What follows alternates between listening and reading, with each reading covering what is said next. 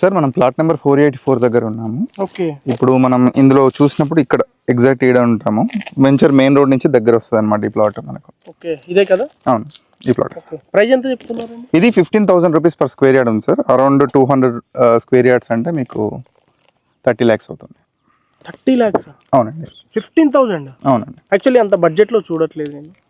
Okay sir, budget ఒకవేళ మీకు ఎక్కువ అనుకుంటే మా దగ్గర ఇంకో ఆప్షన్ ఉంది.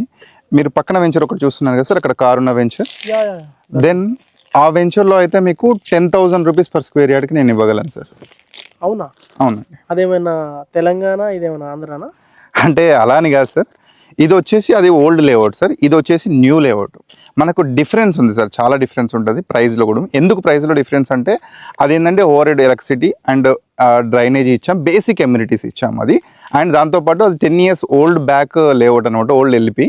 ఇది ఫ్రెష్ ఎల్పి అనమాట. దాంతోపాటు అండర్గ్రౌండ్ ఎలక్ట్రిసిటీ, అండర్గ్రౌండ్ డ్రైనేజ్, మీకు కార్ ర్యాంప్స్, ఎవ్రీ ఫెసిలిటీ, చాలా వండర్ఫుల్ ఎమ్యూనిటీస్ ఇస్తున్నాం.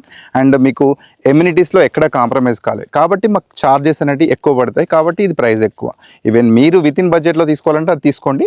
ఎమ్యూనిటీస్ కావాలి, వండర్ఫుల్ లొకేషన్ అండ్ ఎమ్యూనిటీస్తో సహా కావాలనుకుంటే మాత్రం ఈ ప్రాజెక్ట్ తీసుకోండి. సో నేను ఒకవేళ అది పిక్ చేసుకుంటే ఎమ్యూనిటీస్ ఉండు, ఇది పిక్ చేసుకుంటే మన బడ్జెట్లో లేదు. సో దాని కాస్ట్ ఎంత అండి? 10,000 rupees per square yard sir. మీకు అంటే 20 lakhsలో వస్తుంది, 30 lakhs పడుతుంది. ఓకే, యాక్చువల్లీ ఈ డెవలప్మెంట్స్ నాకు చాలా బాగా నచ్చుతుంది. ఆ బడ్జెట్ ప్రకారం I will go with that plot. Okay sir, nice decision. పర్లేదు, సేమ్ లొకేషన్, అందులో ఎక్కువ ఆప్షన్స్ లేవు, 2 ప్లాట్లు ఉన్నాయి. ఒకసారి చూద్దాం రండి. అండ్ ఈ రోజే మనం బుకింగ్ అమౌంట్ ఇచ్చుకోవాల్సి వస్తుంది 2 ప్లాట్లకి అయితే. అవునా?